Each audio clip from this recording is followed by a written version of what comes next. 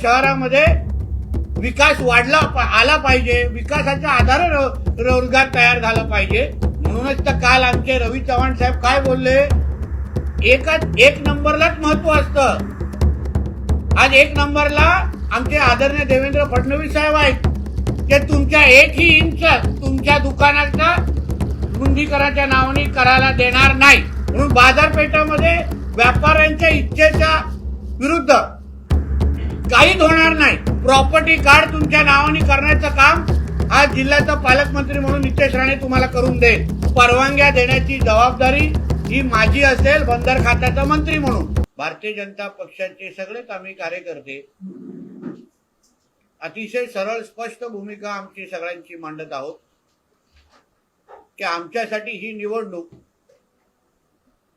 ही विकास करण्यासाठी एक महत्वाचं साधन आहे. उद्या आदरणीय नरेंद्र मोदी साहेबांच्या विचाराचा, आदरणीय मुख्यमंत्री देवेंद्र फडणवीस साहेबांच्या विचाराचे आणि पालकमंत्री म्हणून आणि भारतीय जनता पक्ष म्हणून आमच्या विचाराचा नगराध्यक्ष उद्या वेंगुर्ल्याच्या जनतेने आम्हाला मतदानारूपी अगर आशीर्वाद दिला, आम्हाला आमचे नगरसेवक सगळे निवडून दिले, तर वेंगुर्ल्याचा विकास करणं हे आम्हाला अतिशय सोपं जाणार आहे. शेवटी त्या एकाच विचाराचं जेव्हा डबल इंजिनचं सरकार असतं तेव्हा विकास किती चांगला होऊ शकतो याचं उत्तम उदाहरण आपलं केंद्रात आणि राज्याचं सरकार आहे. तसंच आता ट्रिपल इंजिन जोडण्याची वेळ आलेली आहे आणि जेव्हा नगराध्यक्ष आमच्या भारतीय जनता पक्षाचा येईल जेव्हा आमचे रवी चव्हाण साहेब या जिल्ह्याचे पालकमंत्री होते आणि राजन गिरपजींनी नगराध्यक्ष म्हणून जे काही ह्या दोघांनी काम केलं, विकास केला, जो आज जनता खुल्या डोळ्यांनी पाहू शकते, तो परत एकदा विकास करण्याची संधी पुढची 5 वर्ष आपल्यासाठी चालून आलेली आहे. 2 डिसेंबरची ही तारीख आपल्यासाठी आयुष्यामध्ये एकदाच येणार आहे. मतदार म्हणून आपण फार विचारपूर्वक मतदान करणं. वेंगुर्ल्याचे असंख्य महत्वाचे प्रश्न आहेत आणि त्या प्रत्येक प्रश्नाला फार बारकाईने वेंगुर्ल्याच्या प्रत्येक मतदाराशी चर्चा करून त्यांच्या अडीअडचणी समजून घेऊन आज भारतीय जनता पक्षाचे आमच्यासारखे असंख्य कार्यकर्ते, पदाधिकारी आज आम्ही जनतेचा ऐकलेला आहे, संवाद केलेला आहे आणि म्हणूनच आम्हाला आत्मविश्वास आहे की भारतीय जनता पक्ष सोडून कुठलाही दुसरा पक्ष वेंगुर्ल्याचा विकास त्या ताकदीने करूच शकणार नाही. आपण विचार करा, हे जेवढे आमचे प्रतिस्पर्धी पक्ष आहेत त्या कुठल्याही पक्षाचे अगर नगराध्यक्ष निवडून आले, उदाहरण काँग्रेस पक्षाचा निवडून आला, तो पालकमंत्री मुख्यमंत्रींपर्यंत प्रधानमंत्रीपर्यंत जाऊ शकतो का? हक्कानी निधी आणू शकतो का? हक्कानी काय निधीची मागणी करू शकतो का? अन्य पक्षाचे नगराध्यक्ष अगर निवडून आले, उभाटाचा निवडून आला, तर तो आमच्याकडे येऊन संवाद साधून तुमच्या वेंगुर्ल्यासाठी निधी आणू शकतो का? आमच्या मित्र पक्षाच्या शिवसेनेचा उमेदवार उभा आहे. त्या दिवशी उद्योग मंत्री आमच्या कणकवलीमध्ये आले, उदय सामंत, जे मूळ आपल्या वेंगुर्ल्याचे आहेत. त्यांनी तिथे काय उत्तर दिलं, त्यांनी काय सांगितलं की आम्हाला अगर निधी लागेल तर आम्ही पालकमंत्र्यांकडे निधी आणायला जाऊ. म्हणजे जिल्ह्याच्या पालकमंत्र्याकडे निधी असते आणि त्यांच्याच माध्यमातून तो सरकारचा प्रतिनिधी असतो आणि म्हणून त्याच्याच माध्यमातून निधी आम्हाला मिळू शकते अशी अगर शिवसेनेचे नेते अगर म्हणत असतील तर मग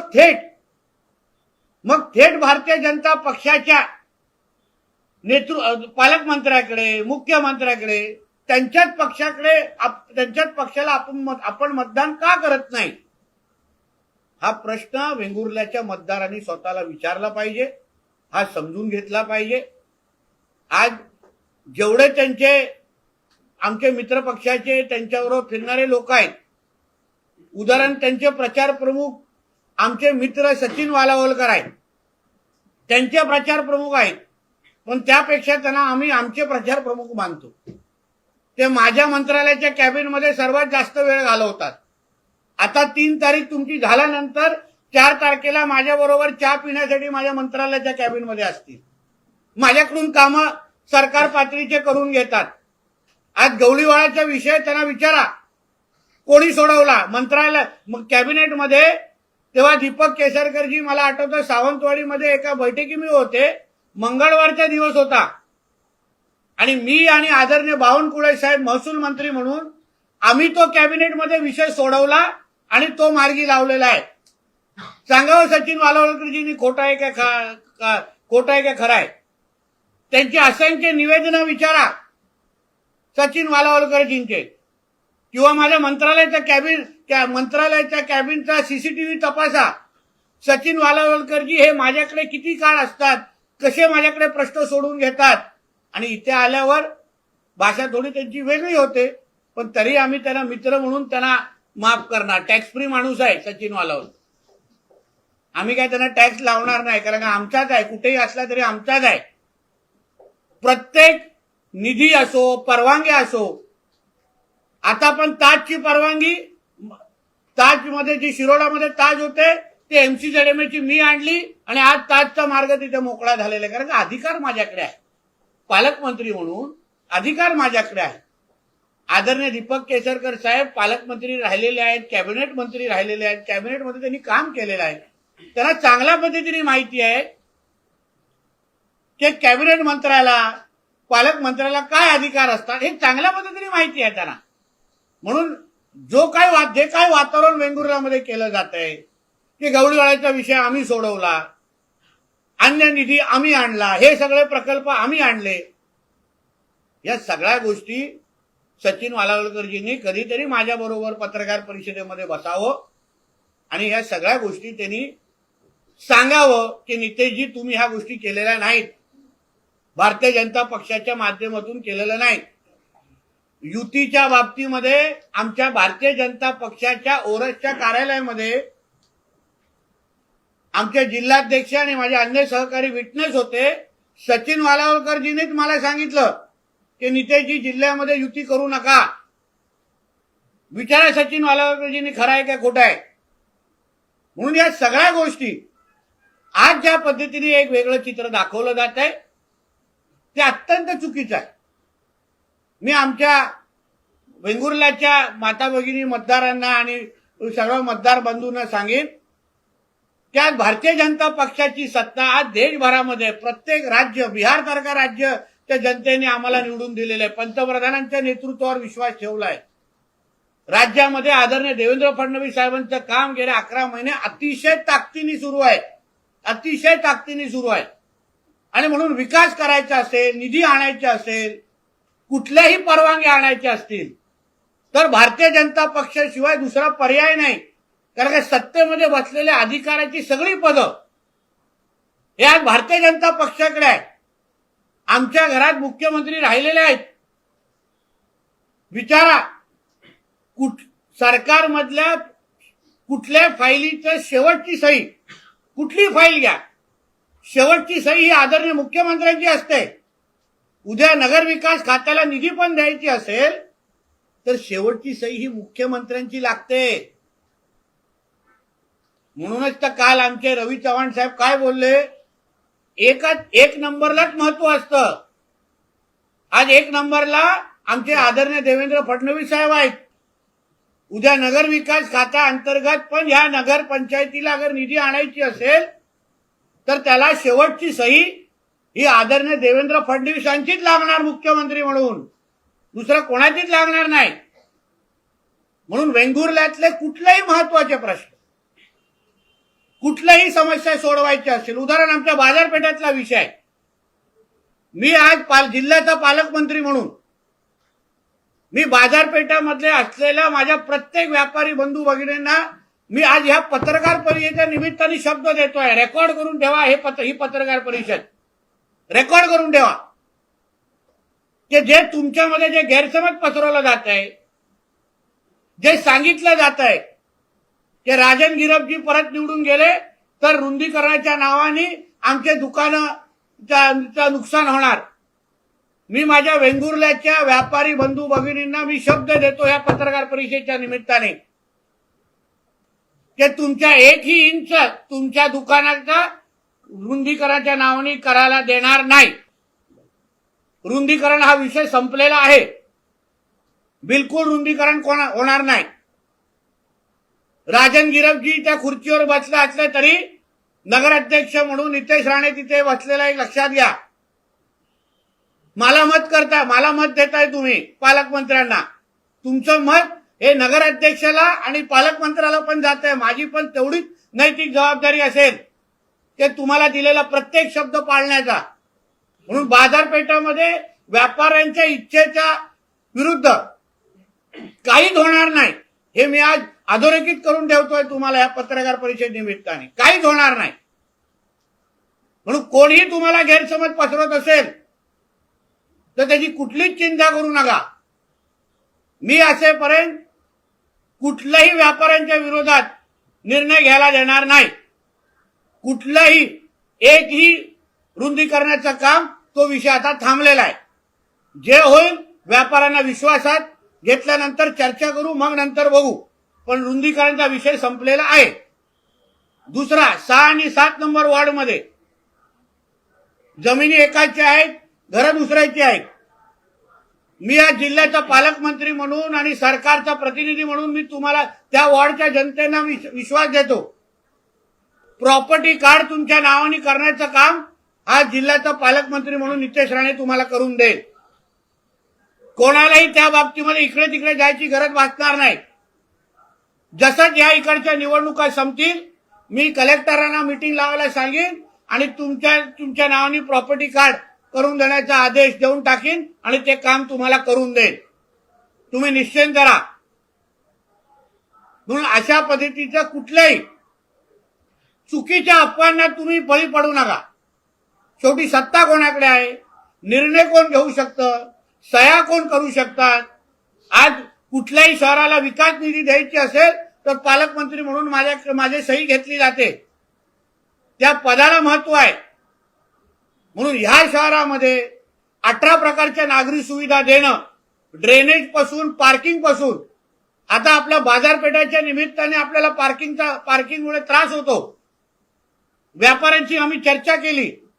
म्हणून चांगली पार्किंगची सुविधा या शहरामध्ये लगत असलेल्या काही आरक्षित जमीन आपण पाहू आणि अतिशय चांगली पार्किंगच्या सुविधा आपण लोकांना उपलब्ध करून देऊ, जेणेकरून या बाजारपेठामध्ये फिरणाऱ्या लोकांना, गिरायकांना त्रास होणार नाही आणि त्याच्यामुळे आपल्या व्यापाऱ्यांना मदतच होणार. या पद्धतीची पार्किंग सुविधा आपण तयार करून देऊ.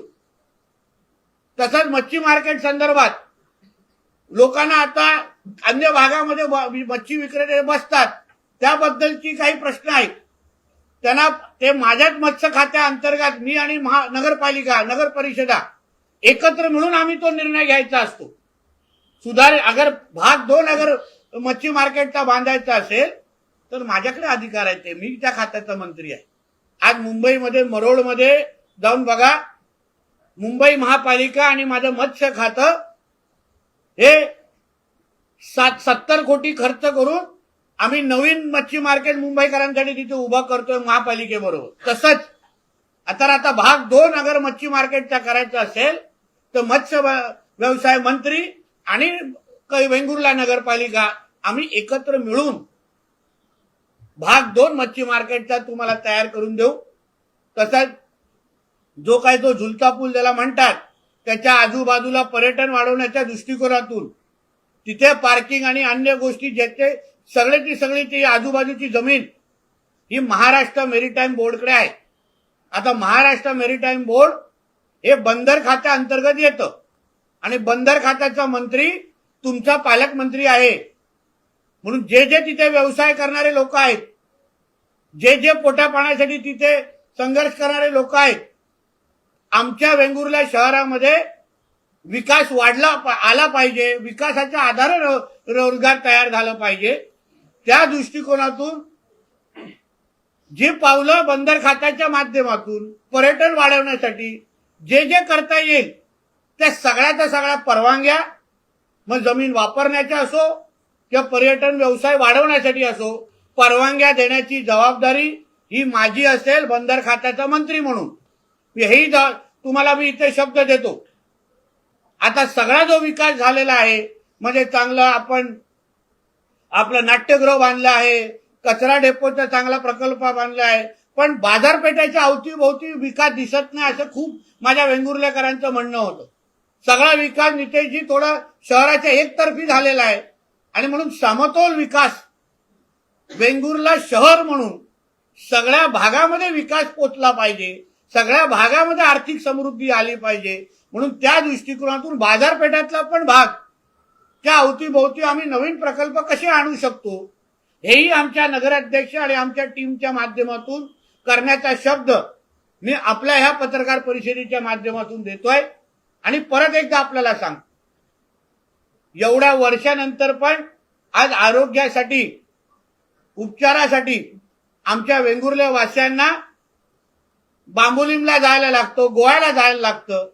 हा प्रश्न माझ्यासाठी निवडणुकीच्या पलीकडे, राजकारणाच्या पलीकडे मी माणुसकीच्या चष्म्यातून पाहणार आहे. कुठल्याही परिस्थितीमध्ये आमचे उपरुग्णालयामध्ये चांगल्यातले चांगले डॉक्टर देणं, तिथे सुविधा तपासणं, सुविधा तयार करणं आणि इथे एक चांगलं सुसज्ज असं आरोग्याची व्यवस्था उभी करणं, सेंट लुकच्या जागेवर चांगल्यातला चांगला प्रकल्प उभा करण्याचं काम, हॉस्पिटल उभं करण्याची जबाबदारी जसे मी त्याही दिवस घेतलेली आहे आणि आता त्याचा पुनरुच्चार करतो. पण ते करत असताना त्या जागेवर काही जे 30-40 लोक आज आहेत ते माझ्या आणि मनीष दळवींच्या संपर्कात आहे. त्यांनाही आधार कसा देऊ शकतो, त्यांनाही मदत कशी करू शकतो, जेणेकरून कोणाच्याच पोटावर आम्हाला लाथ मारायची नाही. आम्ही सरकारचे प्रतिनिधी आहोत. सरकार हे लोकांना आधार देणारं असतं, लोकांना उभं करणारं असतं, लोकांची सेवा करणारं असतं. आणि म्हणून आम्ही आदरणीय देवेंद्र फडणवीस साहेबांच्या वतीने मी त्यांच्या मंत्रिमंडळातला एक मंत्री म्हणून, त्यांचा सहकारी म्हणून, भारतीय जनता पक्षाचा कार्यकर्ता म्हणून मी तुम्हाला विश्वास देतो. भारतीय जनता पक्ष हा विकासाच्या मार्गावर चालणारा सेवाभावी आमचा एक पक्ष आहे. आदरणीय पंतप्रधानपासून, मुख्यमंत्रीपासून ते नगराध्यक्षपासून ते पालकमंत्रीपर्यंत प्रत्येक पातळीवर लोकांची सेवा करणं आणि सेवेसाठी सत्ता वापरणं हा आमचा एक कलमी कार्यक्रम असल्यामुळे आम्ही तो निश्चित पद्धतीने या वेंगुर्ला शहराला भाग 2चा विकास, जसं भाग 1 मध्ये बऱ्यापैकी विकास करून आम्ही तुम्हाला दाखवलेला आहे, त्याच पद्धतीने भाग 2चा विकास आम्ही करण्यासाठी आम्ही सज्ज आहोत. वेंगुर्ल्याचा मला वाटतं 10 नंबरचा वॉर्ड ना, तो गावातला ज्याला म्हणतो 10 नंबरचा जो भाग आहे, प्रभाग आहे वडकोळ, आणि या भागात आज तिथे गेल्यानंतर वाटत नाही की आम्ही वेंगुर्ल्यामध्ये आलेलो आहे. गाव वाटतो तो. त्यांना सुविधा नाही मिळालेल्या आहेत अजूनपर्यंत. आम्ही अतिशय 2 चांगले नगरसेवकचे उमेदवार तिथे दिलेले आहेत, सुहासजी आणि मराठे मॅडम 3 नंबर. पण मी तुम्हाला आज विश्वास देतो, त्या गावात, त्या ग्रामीण भागातल्या लोकांना मी विश्वास देतो 3 नंबरच्या, की तुम्ही चिंता करू नका. सरकारचा प्रतिनिधी हा तुमचं काम करू शकतो. सरकारचे प्रतिनिधी तुमच्या घराघरामध्ये विकास आणू शकतो. तिथे अंगणवाडीचा विषय आहे, जिल्हा परिषदच्या शाळेचा विषय आहे, मुलांना शिकवण्यासाठी तिथे त्या दिवशी महिलांनी आम्हाला येऊन आमच्याकडे प्रश्न विचारला. आणि म्हणून ह्या सगळ्या गोष्टी प्रत्येक प्रभागामध्ये विकास पोहोचवण्याची जबाबदारी ही भारतीय जनता पक्ष म्हणून आमची आहे. प्रत्येक जिल्ह्याला एक उमेदचा मॉल, तालुकानिहाय एक तालुक्याला एक उमेदचा मॉल देण्याचा निर्णय आमच्या आदरणीय देवेंद्र फडणवीस साहेबांनी घेतलेला आहे. तसंच आमच्या वेंगुर्ला जिल्ह्याच्या माता भगिनींसाठी ज्या बचत गट आमच्या इथे आहेत, जे उद्योग करतात, ज्यांना स्वतःच्या पायावर आमच्या माता भगिनींना उभं करायचं आहे, लाडली बहीण योजना एका बाजूला, पण कायमस्वरूपी उद्योजक बनवण्याच्या दृष्टिकोनातून उमेद सारखे मॉल आमच्या वेंगुर्ल्यामध्ये उभे करण्याची जबाबदारी ही माझी असेल. हाही शब्द तुम्हाला मी आजच्या निमित्ताने देतो. वेंगुर्ल्याचा विकास करणं आणि वेंगुर्ल्याला पुढच्या 25 वर्षासाठी वेंगुर्ल्याचं नियोजन हे आमच्या नजरेसमोर अतिशय महत्वाचं आहे आणि त्याच दृष्टिकोनातून आम्ही लोकांकडून आशीर्वाद, मतदानारूपी आशीर्वाद आज मागतोय. लोकांनी एकदा 2 तारखेला आम्हाला राजन गिरपजी आणि आमच्या सगळ्या नगरसेवक टीमना अगर आशीर्वाद त्यांनी दिला तर जिल्ह्याचा पालकमंत्री म्हणून, देवेंद्र फडणवीस साहेबांच्या कॅबिनेटचा सहकारी म्हणून मी आपल्याला विश्वास देतो की वेंगुर्ला शहराचा विकास हा लोकांच्या इच्छेनुसार, लोकांची प्रत्येक स्वप्न पूर्ण करण्याची जबाबदारी ही माझी असेल, आमच्या सगळ्यांची असेल. एवढंच या निमित्ताने सांगतो. धन्यवाद.